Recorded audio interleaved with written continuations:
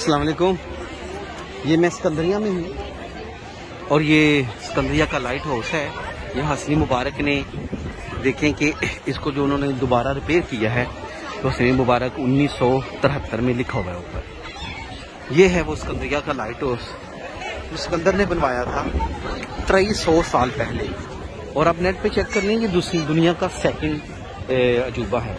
मिस्र के पास 2 अजूबे हैं, एक ये सिकंदरिया का अजूबा है, ठीक है। और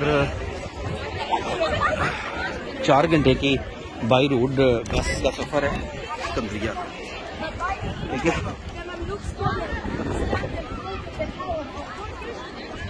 और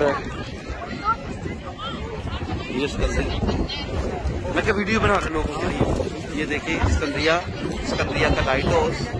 ये असल में अब ना लाइट हाउस जो पुराना था वो तो गिर चुका है, अब इन्होंने सिकंदरिया के लिए किला बना दिया है, फोर्ट्स बना दिए हैं, ठीक है।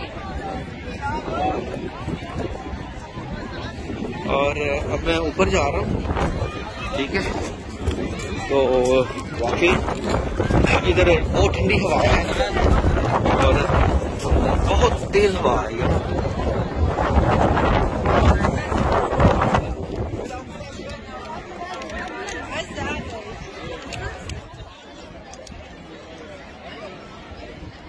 आपको मैं किले के ऊपर जाऊंगा, ये किला के ऊपर, मैं आपको उसकी भी वीडियो जरूर बना के दिखाऊंगा। शुक्रिया।